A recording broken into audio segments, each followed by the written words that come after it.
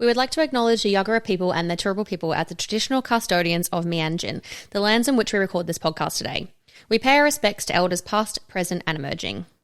Always was, always will be Aboriginal land.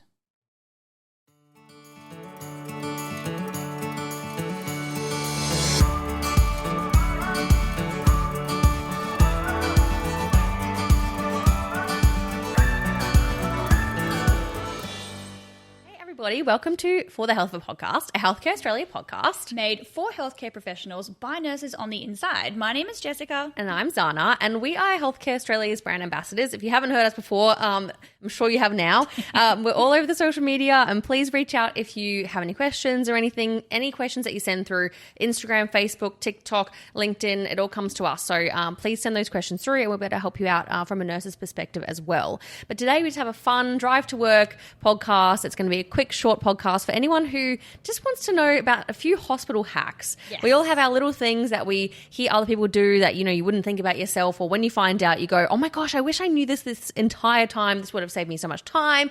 It would have just, been so much easier, more effective. So we wanted to share some of our ones with you. And if you have any, please send them to us as well. Yeah, we love hospital hacks. Yeah. So the list that we're reading today is a mixture of our own personal hospital hacks. Like, I've been a nurse for over 10 years. Anna's been a nurse for over 6 years. Yep. And then we've also reached out to different Facebook pages, mainly rural remote Facebook pages, and asked them what their hospital hacks are. So they have sent some really hilarious ones. One of them that I want to go at the top of my brain that I just thought of just then, which was, I think was so funny. One of the nurses says that she feels so bad during night shift when she goes into the patient's room to wake them up, because you have to do 4-hourly observations. Yes. You have to go in at midnight and then at 4 a.m. and then the morning shift will come on and do 8, but you still have to wake them up at midnight and 4, and it's awful, right? So what she does is she gets the pump set and she'll change the times on it so it's still doing its normal hourly rate, but it'll actually beep at 12 o'clock. So she would look at the time and then do it like that. So then she comes into the room and it's beeping and she's like, oh, you're awake. Oh, while I'm in here, I'll do your observation.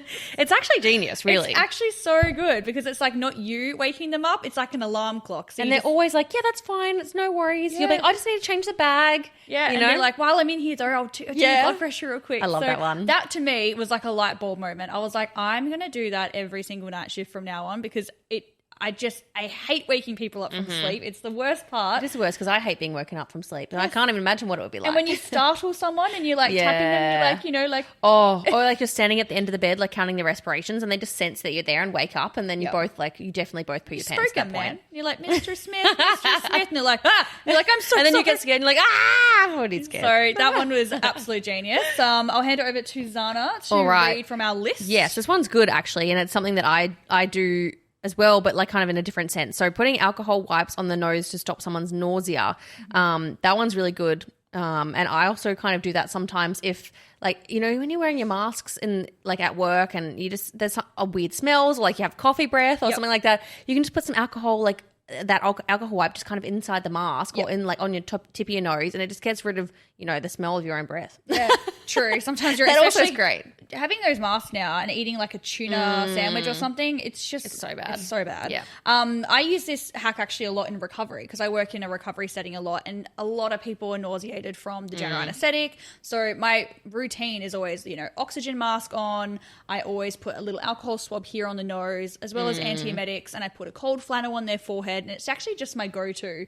And I'll fan them, and I just like, it's just like feed them some grapes. Yeah, I mean, I would if they needed it, I would do that. That's the nurse I am. But the alcohol one I use all the time. It's been like embedded in my brain for a long time. Another one we've got is eucalyptus oil is great for the really smelly rooms, and I've done that before. So even if my mask, I will dip some of that eucalyptus oil and then put my mask on. Do you want to know a great tip that I've just thought of just now in relation to the eucalyptus oil? What? Is that you get a nebulizer mask and you basically connect the nebulizer to the oxygen. So you put it, the air. We'll connect it to the air, the tube, but instead of putting it onto the mask, you sticky tape it to the top of where the air comes out. Are you doing a DIY diffuser? Yep, and it diffuses the eucalyptus oil into the air, and it literally works like wonders. It gets rid of any smell. And DIY. And you leave it stuck up there, you leave it sellotaped, so then every time you want it, you just turn it on and just eucalyptusize your room. Especially for those real smelly rooms, like sometimes smelly wounds or... Yeah, melena, you know, those kinds of times. Damn. Eucalyptus oil is great. So, yeah, make your own diffuser. Pretty great. That one's really good. I love that you just threw that one out there. I'm going to skip that one because you've done that one before and I've never. So I'm going to leave that one for you. Another one is ice on the back of the head after nasal surgery. Really helps with the bleeding. So it really does. I mean, I don't understand like how or why. I'm not into the science. It obviously blocks some receptors of some kind, but it works. We're not into the science behind these things. We're purely just saying nursing hacks, okay? Yeah. So I just know every time I get nasal surgery that comes out and they've got the bolster on, I always put an ice pack on the back of the neck no matter what, and it really helps. Yeah, it also helps with the nausea as well because like they have blood dripping down the back of their throat. It's not very nice. They can't blow their nose, so like it kind of helps as a distraction as well. Definitely. So that third one, because you've done that before. Oh, yeah. So if you are working in ICU or you need a pressure bag of some kind, in ICU you put your saline bag inside a pressure bag, and that's how you keep your arterial line open or your central line open. So you can actually connect that. There's a port on the side of it where you can usually put like a syringe or whatever to draw air out, put air in. But you can actually connect it straight to the air on the wall, and that can actually pump your thing up much quicker. So if you are in an emergency situation and you need that pressure bag ASAP, you can put the saline in there instead of standing there and pump, and then your biceps getting sore and your hands getting sore because you're also pumping blood in it at the same time. You can just put it on the air and blow it up real quick. Yeah, but obviously, have the saline bag inside it. Yes, otherwise it defeats purpose. But it does make sense because I've been in situations where you're just sitting there and you're like, I can't go any faster with this pump, and you're exhausted by the end of it. And also in ICU, a lot of the time, if it is, and ED for example, if you are in a resus situation, they need those bloods, they need albumin, they need whatever it is pumped in super quick. Albumin is slightly different because it usually comes in glass, but you can actually put it inside the pressure bag and run it faster as well. Wow. Well, so good. I'm going to use that hack one day, I'm sure. Sure I will. This one was really good. So, when sometimes you're needing to measure the IDC, but they don't have the hourly measure on there, and it's not usually as accurate. Sometimes, especially when you're an agency nurse and you can't find a pan room and you don't know where things are, or maybe you go in there and they've got the new paper bottles, so then you're like, if I empty into hate those. And if you empty into the paper bottle, then you can't like measure it, but you need to measure it because you got to look at the output. This one was great, and it says empty the IDC into a vomit bag to measure. We all know, like, there's always I used to do that all the time, and not just for urine. I used to do it for my wounds at 12 o'clock midnight every night. I'd empty all my wound bags into the vomit bag and then take it back to the pan room and measure them all out. It's way easier. So good. So I just because I have actually been stuck with that a few times doing shifts where they have used those new paper urine bottles, and it's like I understand because it's better for the environment, but then I'm kind of like, they didn't have the hourly measure, and I don't sometimes trust the measuring thing. I don't know. So this was really good. I like that one. I'll pass it to you. All right. So this one was funny, actually. This one had a lot of messages about the exact thing, and it's kind of not really a hack, but it's just kind of funny that people said it. That basically you can use micropore tape for everything. People use it for everything. Yeah. So my favorite and Jess's favorite is the see-through tape. We're not talking about the kind of the flimsy. No, we're talking about that material tape, thick, clear one, clear white, clear tape. It literally is so sticky. You can never get it off anything. So but literally people use it for everything. I've heard like from this, feed that we had on Facebook that people have used it to replace their cars and put their cars back together, stick, their lights back on their cars. They've used it for keep hemming their pants. Yep. Like their nursing scrub pants, you can apparently hem them and do a little kind of double-sided tape action. So good. So many things. Micropore tape for everything. And we always accidentally have it in our pockets. So it's in our bags, in our pockets. Actually, in the wash. Funny side story. This is I don't know if you guys want to use this hack ever, but I was driving from one contract to another and I had a caravan. Yeah. And I had to, you push the caravan, you squish the top down and you clip the sides. And when I was driving, I looked and one of my clips had come undone and the top of my caravan little lid was coming up. And I was like, oh my goodness me. So I had to pull over the side of the road and I could not get the clip together. Like I had to sit on the caravan to like squish it. And I was like, what am I going to do? I'm on the side of the road. Wow. And I had a spare tourniquet and I got the tourniquet and I just like wrapped it around. I went really tight. And it got me through. Well, it's like another 500 kilometers. It's like the big versions that you get from Bunnings. It's just like a smaller version, It's like it's not actually a car one, but it still does the same trick. Yeah. And then I stopped at a petrol station and someone had saw me pull over and do that. And then they saw me at the petrol station like an hour or two later and he was like, hey, what did you end up using? And I was like, oh, this is a tourniquet. I'm a nurse. It's actually genius. And then he was like, do you want me to help you close it? I'm like, yes, please. Win-win. So crazy. Just thought I'd bring that one up. And what have we got Starting here? At the top of that one. I've never heard of this one, but a few people wrote it. A Mylanta on an itch. Yeah, I haven't heard that one don't know. either. But I mean, like, usually you have some sort of access to calamine or something like that, because calamine's typically what you'd use on an itch. But apparently Mylanta works too if you're out somewhere and you can't find any. I don't get it, but we got sent this in. Like, someone sent this in, so interesting. Yeah, super interesting. Someone also wrote this, which I've never done personally, and I actually had I saw someone's story the other day of that she got blood on her scrubs, and she actually put a question box up and was like, how do I get blood out of scrubs? And I sent her this one, even though I'd never done it myself. I was like, look, someone wrote this in. I don't know if it works. Apparently heparin. Yeah. Pouring heparin on something, like on jeans, on scrubs, on whatever, gets the blood out. I wonder. Did she write back? She didn't write back. I don't know if she gave it a go, but... I should reach out. Yeah. But yeah, I'm pretty sure 2 or 3 people wrote that, like, in the thread too. And I guess because it breaks it down and, I don't know, stops the clotting. So maybe it, loosens it from the fibers. I don't know. Obviously, use expired buyers, guys. Like, don't just be don't be stealing that heparin. We just got this on the Facebook page. It's Don't come for us. Disclaimer, okay? Disclaimer. This is a really good one that I love teaching students as well about, when you're priming your line, your IV line, and you see the bubbles, is that you can actually just get like a syringe and just pop it to the side and actually draw out the bubbles and then just discard. And it's actually so much easier than actually like, trying to prime and disconnecting it from the patient, and like, because you don't want to be, introducing bacteria and stuff into the line, so it's best not to disconnect it. So teaching students these ways is actually so much better. So I love that one. Sorry, I skipped to my favorite one. I mean, I had a thought when you were just saying that one. I mean, people who are listening probably know this hack, but new grads and things might not. But if you are using like a glass vial or anything like that and you're really struggling with priming it, it's because priming from a glass is very, very hard. Make sure that you get a needle, and you have specific needles that go into glass vials that are basically an air pipe, and they just create that little bit of airflow back out to release the pressure that's inside the glass, and it can help you prime your line as well. So that always helps in those situations. If you're priming albumin, small bottles of albumin, Panadol, even IV Panadol,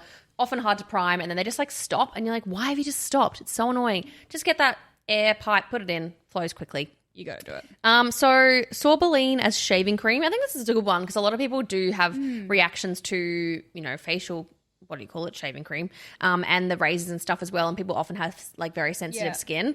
And shaving cream, I don't know about any other unit, but bloody hell, shaving cream in ICU is like a hot commodity. It's usually hidden in there's one in the whole entire unit, and it's hidden in someone's drawer, and you never know where it is. So you go around the unit asking for shaving cream for like 25 minutes. You may as well just get the Sorbolene. So just and get the job done, Oh dear. I don't understand that one. Oh yeah, I do this one all the time in recovery. I always get a large or an extra large glove, and I just blow it up, and then I tie it up, and then I draw 2 little eyeballs on it, and I act like it's like, I don't know why I think it's a chicken, but it's not. But I do a chicken noise, and I'm like, bok, bok, bok, bok, bok, bok, and then they love it. Like, that's they very just think random. I don't know. I make it some kind of creature with the little mohawk. And they love it. And then sometimes I'll do 2 of them, and then I'll just bounce them like that. And then you're a clown. You're juggling. Yeah, and they're just staring at me, and I'm like, because you got to keep them distracted. So strange waking up to that experience from you. Yeah. I'm not the best with children, so I have to do these tactics to make them love me. Love it. Well, I always do that. On the theme of gloves, I think this is on one of the lists as well. But in ICU, you have a lot of patients that are intubated. You have an ETT. It oftentimes sags. I know you put your ETAD on, and it's supposed to stay in the right place, but some of those ETADs just don't last very long. They sag. People are sweaty. It moves all the time. So if you also blow up what do you call it? Not a balloon, a glove. A glove balloon. You can put it actually kind of underneath and rest the end of the ETT on it, so it keeps it up and keeps it in line. Oh, yeah, you told me and then about otherwise, if you don't have access to that, or you just don't really like the glove idea, you can just roll up a small towel and do the same thing. Yeah. Otherwise, it just kind of the more it does sag, and the more it kind of drags down, the more that the ETAD drags down, and then their face, And would it create little pressure sores as well if it's pushing down? Like, it does as well. The ETAD, or what you're supposed to use for like long-term intubated patients, do have contraptions that keep it off the lips, and it does have a thing where you can move it left and right, and you are supposed to rotate that based on your pressure area care like you are anything else. Yeah. So it is supposed to be able to be moved and things like that. But the longer they're in there, even if you are changing it when you're supposed to be changing it, it's sometimes still, they just get manky. So it is good to keep it up. Otherwise you will get those pressure areas. And we all know you're supposed to do the pressure area care, but sometimes it just gets left, and people end up with pressure areas. That's why there's pressure areas, is because oftentimes sometimes you don't think it of does just that slip your area. mind, and it might be something that wasn't handed over properly, and then that ETAD or the ETT is sitting on the lip for 12 hours, and they do get a pressure sore. So just be vigilant, keep it up. That's a great way to kind of keep it off the lip as well. So yeah. So good. I think we should stop at the episode now because I want people to send in their hospital hacks. And we definitely would love to do another episode on hospital hacks because it's so fun and we love fun. It's just like a nursing thing and a midwife. Like we want to get some midwifery hacks as well. So if you're a midwife, send us some hacks so that we can talk about it. It's so fun. It is fun. I love this. I love this. Do a nice lighthearted episode. So as soon as you've listened to this, slide into our Instagram DMs. It's healthcare.australia. Yep. And then also you can message us on Facebook, which is Healthcare Australia. Yep. You can go onto our TikTok, which is Healthcare Australia.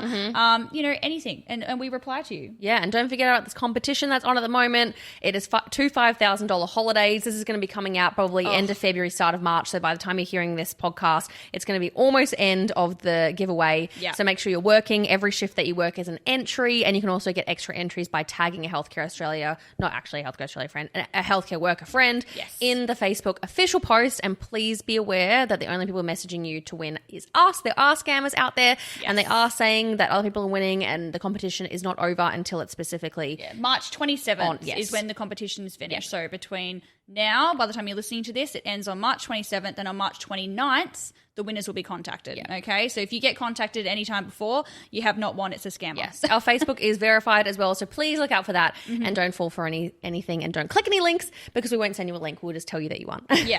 So 2 $5,000 vouchers. How insane is that? Amazing. So send us your hospital hacks. Get in touch with us. Ask us any questions about Metro, R&R, permanent positions within Healthcare Australia. We know everything. Yep. We're behind the scenes. We're the ones to contact. All right. Well, thank you so much for joining us today, everyone. And we can't wait to hear all your hospital hacks soon. Bye, guys.